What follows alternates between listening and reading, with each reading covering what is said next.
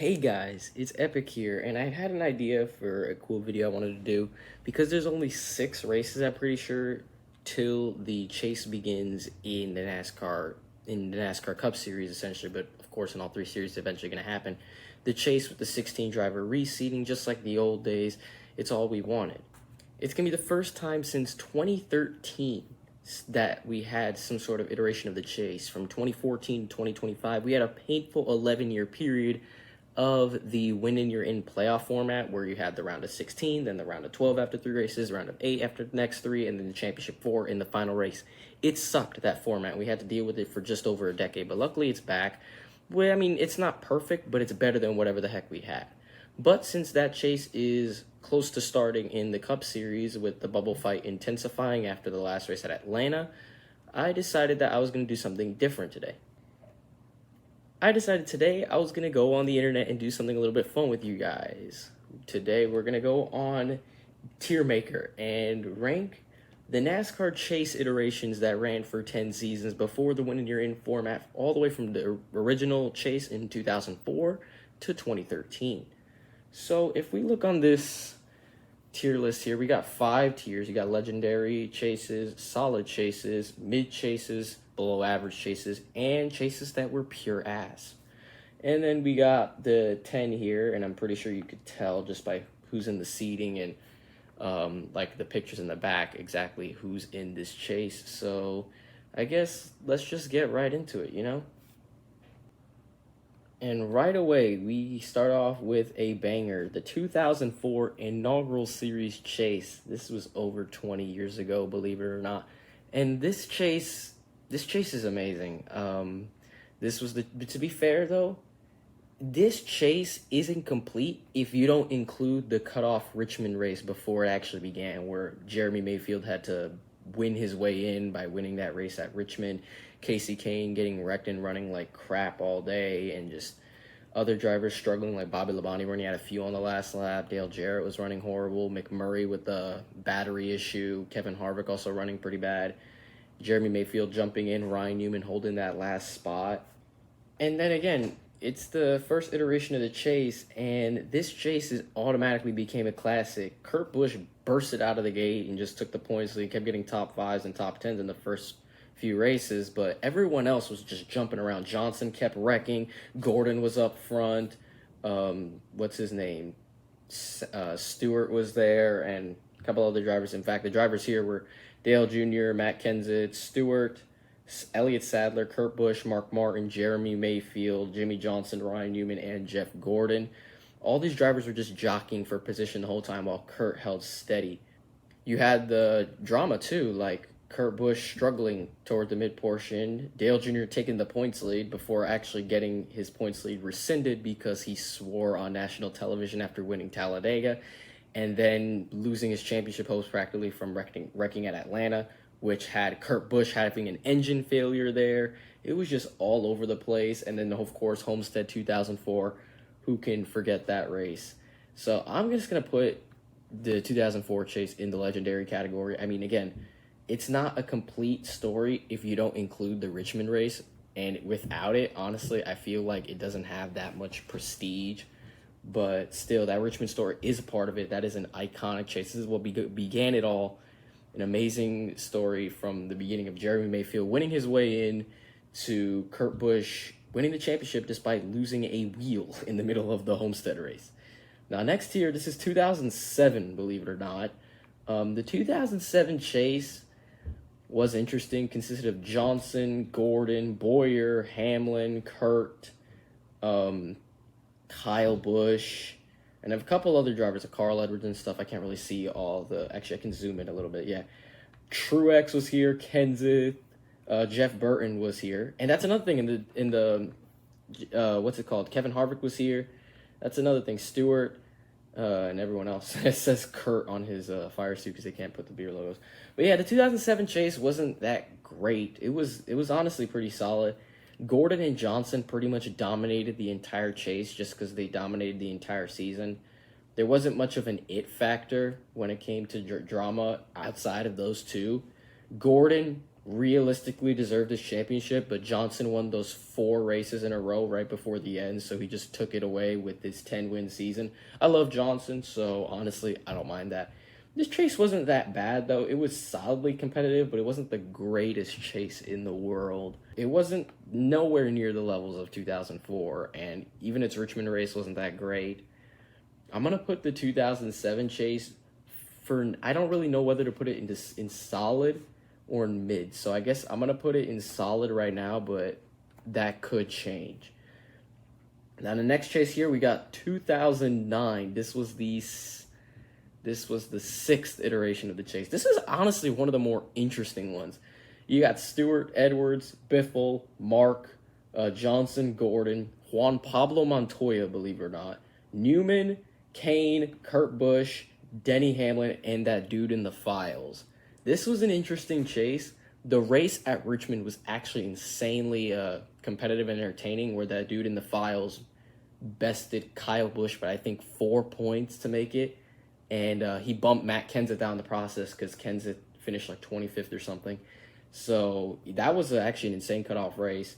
As for the chase itself, it started off solid. I think Mark got his final win in the opening race and held the lead for a bit, but then Johnson just, you know how Johnson was in this time, he just blasted away in the chase, and no one could really keep up with him. As for the other drivers, the only driver that really had anything like noteworthy to show off here, Stewart was the dominant driver on the 2009 season throughout the regular season, but he just kind of faltered in the chase. Newman was consistent. Juan Pablo Montoya, one of the most interesting drivers in the chase. He was as high as 3rd in points at one point. I think about after like race 4 or 5. He finished 8th in the final standings. The 2009 chase was honestly solid. I would say it is better than 2007, though, so I'll put it on the left. Now we got, oh man, this is going to be a good one. This is 2011, argued by many to be the greatest NASCAR season of all time, definitely in the last 25 years. This season was so competitive. The COT was like at its peak. You had great tandem drafting, first-time winners, storylines, drama, everything was amazing about this season. In this chase, we had Stewart, Brad Keselowski in his first year in the Blue Deuce, Kurt Busch in the 22, Kyle Busch, Jimmy Johnson, defending 5-time champion at this point, Jeff Gordon, Denny Hamlin coming off an 8-win season, Matt Kenseth was here, Dale Jr. was back, Ryan Newman, Carl Edwards, who was the dominant driver on the season, and that's Kevin Harvick. I thought it was Casey Kane for a second. Now the 2011 chase. What do we know about the 2011 chase? So Carl Edwards ended the season. He got 1 win early on at Vegas, and he ended the year with 27 top 10s. Best driver by far, should have won this championship. That ain't what happened, though.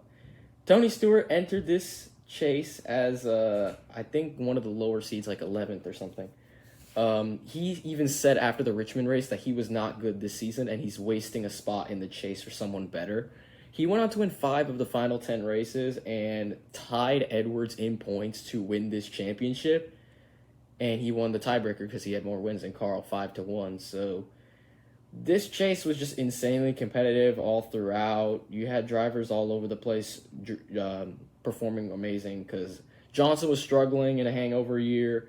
Dale Jr. was pretty solid. Ryan Newman was solid. Edwards and Stewart took over the show, with Harvick and Keselowski not too far behind, as well as Kyle Busch. So I would say this is a legendary chase.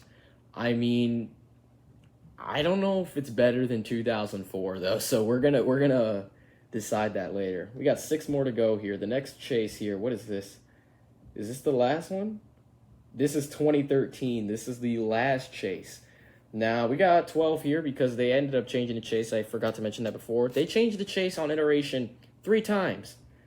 So, from 2004 to 2006, it was just the top 10 in points after the regular season points at Richmond would have all their points reset from 5,050 points for first place, 5,005 for 10th place. No wins, nothing mattered. It was just points seeding. 2007 to 2010, they changed the format to include wins, along with changing the point system a little bit. Now everyone had equal points when the chase was reseeded, plus bonus points depending on how many wins you got in the regular season. And it was the field was expanded from 10 drivers to 12 drivers because the first iteration of the chase, had also the top 10 in points, plus anyone who was within 400 points of the leader, but no one ever got within 400 points in the leader during those 3 years. Then after 2010, they went to probably my favorite format, the wild card format. They redid the entire format in 2011, and for 3 years they had the wild card format. Top 10 in points were locked in, plus the 2 drivers from points positions 11 through 20 with the most wins got the wild card spots, but they didn't get the points for having wins added on to their tally when they got their points reset. They just had to start at the base minimum for having no wins if you made the chase. So in 2013 here, we got Dale Jr., Joey Logano's first year at Penske, Kurt Busch in Furniture Row, Carl Edwards is here, Johnson's here, Kyle Busch, Kevin Harvick, Greg Biffle, Clint Boyer, Casey Kane, Matt Kenseth, Ryan Newman, and because of Spingate, Jeff Gordon is actually added on here, so there's 13 drivers for this one season. Clint Boyer here did Spingate to try to get Truex into the chase, his teammate. They found out they were doing race manipulation. They caught it on the radio. Crazy penalties. This chase, honestly, pretty underrated. I actually made an entire video on Jimmy Johnson winning the championship that season, most overlooked championship of his career, so make sure you check that video out if you haven't. Beating Kenseth. These two had a duel the entire chase. No one seems to remember that. It's because Kenseth had a horrible run at Phoenix that it wasn't really much. It wasn't more close. It wasn't much more closer. Boyer would have been third in points had the Spingate penalty not happened, but he ended up getting seventh because he had docked 50 points. Edwards was irrelevant. Kyle Busch was only relevant for like the first 2 races. Dale Jr. would have been in championship contention, but he had that engine failure or whatever in Chicagoland and finished like in 41st or something. So he finished like 5th in the standings. Harvick was also mathematical contention at the end. This chase, honestly, was a very solid chase. I would say it's probably not better than 2009, but this chase is definitely better than 2007. Now, which chase we got next? 2012. This is an interesting one. I mean, honestly, this chase is just interesting. It's interesting to me. It's got Gordon, Keselowski, who won the championship, Hamlin, Truex, Dale Jr. Johnson, Kenseth, Boyer, Kane, Harvick, Biffle, and Stewart as a defending champion. This chase, I mean, like, all right, I'm moving 2007 to mid. 2012, this championship, the thing is, this chase was so freaking top heavy. Like, the main moments is all anyone remembers, but, like, everything else is just kind of forgettable. The chase cutoff race at Richmond was pretty solid. Gordon having to fight his way in. I think he made it in by, like, 1 point or something ridiculous like that. Johnson dominating the chase as well with Keselowski, the Texas race, but then Johnson sold because he had the wreck at Phoenix and the rear gear failure at Homestead. Boyer and Gordon fighting at Phoenix, the entire freaking MMA fight that ensued in the infield. But no one remembers anything else from that chase. I personally don't either. Like, there was nothing really much to speak of. I think Hamlin won, like, 2 races during the chase, but I don't even remember where he finished in points, like 4th or something. This chase, not gonna lie, like, aside from those top-heavy storylines, overall, this chase is kind of mid, bro. Better than 07, not as good as 13. 13 at least was competitive to the end. 2012's chase was bad because, I mean, it was mid because, like, Johnson just had no shot at Homestead because he kept having issues and the wreck at Phoenix. Brad winning that championship. I mean, at least the interview was amazing with him. We're drinking from that gigantic tall-ass beer glass or whatever. We got a couple more. We got 4 more. Here we have 2006.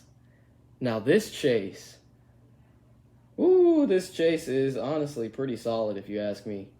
This chase had Dale Jr., Mark Martin, Matt Kenseth, Jeff Gordon, Jimmy Johnson, Kevin Harvick, Casey Kane, Jeff Burton, Kyle Busch, and Denny Hamlin. Ooh, Denny Hamlin. This is a good chase. Hamlin's a rookie here. This chase was great. I don't even remember who won the first race. But the thing is, Burton won that second race at Dover out of nowhere. First win in like 5 years. Led the standings for 4 races during that chase. He looked like a championship contender. Fell off. Kenseth took the lead after being like the dominant guy in the season along with Johnson. The two had a duel. And then Johnson ended up winning the championship. It was a solid chase. I'm gonna put this solidly above 2009. 2010. Now this is gonna be a kind of controversial one because you can see the drivers who got Hamlin, Kenseth, Edwards, Biffle, Kurt Busch. I think that's Stewart. Yeah, that's Stewart. Kyle Busch, Gordon, Harvick, Burton, Johnson, and Kyle Busch. Now this is gonna be a pretty controversial pick. I'm putting 2010 in below average. Just if you look statistics, this is one of the best chases for drivers. But this chase overall, despite having a point swing in the final race to determine the champion, it was just not that. It just wasn't that good. Johnson was down 15 on Hamlin in the final race at Homestead. If you look in the final race alone, that is definitely an insanely way more competitive event. But overall, from the 10 races, this isn't that great of a chase.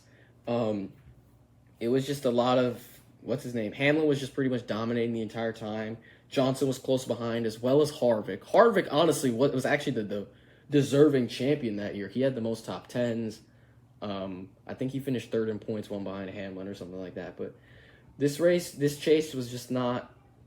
It didn't have too much drama and too much iconic moments. The only thing anyone remembers from that is the Hamlin spin at Homestead on lap 25. Now, what is this chase? Oh, this is 2005. The 2005 chase, I'm not gonna lie, this one was below at. This wasn't that good of a chase. The driver roster, this was a great chase for those drivers. I think 5 drivers clinched themselves in on points. Jeremy Mayfield needed to finish 38th or something, so he basically was locked in at Richmond. The Richmond race wasn't that amazing. I mean, Stewart won this championship. In 2006, I forgot to mention the 2006 chase. He missed that chase as a defending champion. But in 2005, it's like Stewart was teasing them that whole chase because he just had the points lead for 9 of the 10 races, and he didn't fly away. He was just kind of there, but no one could get him. This was also the chase where all 5 Roush cars made it into the chase. So 5 of the 10 drivers in the 2005 chase were from Roush Racing. None of them managed to win the championship. They finished 2nd, 3rd, 4th, 7th, and 10th in points because Kurt Busch, as the defending champion, got suspended for the final 2 races because he was caught driving drunk in Arizona. So, yeah, this chase, honestly, Stewart didn't win a single race during this chase, but again, he just maintained that consistency. Not as much drama. This was the closest Biffle ever got to a championship. It's just a below average chase. No, not a lot of point swinging. People were like, ooh, what if he the only drama you have is, ooh, what if he passes him in points by having a good race? And that never happened. Only one race did Stewart ever get passed, and I think he was tied. He wasn't even actually in the lead. I think that was after Dover or whatnot. Rusty Wallace was also in this chase, as you can tell, the final season. I actually made another video on that. Great final season for him, finishing 8th in points. Actually was high as 2nd at one point. And the final chase, 2008, this chase was pure ass, bro. This chase was bad. This was a bad chase. This chase was bad. Kenseth's here, Biffle, Hamlin, Carl Edwards is here. Dale Jr. here, first year at Hendrick. Burton's here. Kyle Busch, Clint Boyer, Kevin Harvick, Stewart, Johnson, and a winless Jeff Gordon. This chase sucked, bro. Holy crap. Johnson ran away, which I love that. Kyle Busch had 8 wins entering this chase, and he ended up finishing 10th in points because he had a horrible first 3 races, I'm pretty sure. I think he had a wreck at Dover, a wreck at flat tires at New Hampshire, and I don't remember what happened the next race. I think that was Kansas. I don't remember what happened there, but he also ran like trash. This chase was bad. Johnson ran away. Entering the final race at Phoenix, there was only 2 drivers in mathematical contention for the championship. Jimmy Johnson and Carl Edwards, who was 141 points behind him. That is 9 points out from being a full race. I think Johnson only needed to finish 36 to win the championship. Carl had 9 wins that season. I don't know. This chase was just bad, dude. Johnson completely ran away. No competition in this chase. The only thing anyone remembers from happening in this chase is the Kansas race, where Edwards tried to slide job and destroy Johnson. Stewart apparently winning that race at Talladega. And, like, that's it. Johnson tying Cale Yarborough for 3 consecutive championships. Like, not really much I could say here. It was just not that good of a chase. But yeah, looking at this final ratings board, I mean, honestly, this isn't that great. I mean, 2004 and 2011, this is the one that we were thinking about. I don't really know which chase is better. Now, personally, I know this could be controversial. You guys can yap in the comments if you want. I'm keeping 2004 ahead of 2011. This is the first iteration, and it was just so good. I think the only thing that's beating this over 2011 as a season is amazing. It's definitely way better than 2004. But in the chase, you had the amazing Richmond cutoff race. You had the storylines throughout the chase. Kurt Busch leading, Dale Jr. taking the points lead, and then he lost points. He got docked points because he swore on national television after a win, which is insane. Johnson had a horrible beginning of the chase, won 4 straight races, and then came back in a conversation, ultimately to finish second in points. Gordon was up there too. That was just great. The thing about 2011 is just like, it was just Stewart and Edwards. I think there was another driver, I don't know exactly, I think Brad was up there, maybe Kyle Busch, but I'm not 100% sure. It was just Stewart and Edwards the entire time, and I get it. They were clashing the entire time, which makes for an iconic battle. But it was just 2 guys, and in 2004, there was more than 2. So I think that's the only reason why I'm going to put it ahead. And then, of course, here in solid, you got 2006, 2009, and 2013. In mid here, you got 2012 and 2007. 2005 and 2010 were below average, and 2008, this chase was so bad. The 2008 chase, definitely the worst in the iterations. That's just because 2008 was just a bad year. The car of tomorrow was not well optimized that year. First full season at the Cup Series level in all 36 races. Races were bad. It was just not a good season, 2008. So the chase was also pretty bad. But yeah, I'm happy with this tier list and how it came out. I had fun with it. But yeah, hopefully the 2026 chase that happens with the 16-man chase, hopefully it's a good one and not 2008 level. That's the bar you got to beat. You got to beat the 2008 chase, which is a very bad chase, believe it or not. So honestly, I'm pretty happy with this chase. I mean, with this tier list of chases. Man, I'm saying it way too many times. Hopefully the 2026 chase is good, and I just wanted to make that video. It was fun, and it was a little reminder of a little piece of history. This is what we got for 10 years before the horrible playoff format, and we're going back to this format in some sort of capacity. So I hope the 2026 chase is good. The last race, as of this recording, was Atlanta, which was won by Ryan Blaney, so that's pretty cool.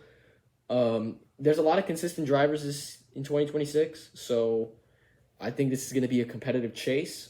I think it's going to be between Reddick, Hamlin, Blaney, and possibly Kyle Larson. I don't think anyone else really has a shot. Maybe Ty Gibbs, as much as I don't want to admit it. But just Toyota's just been insane this year.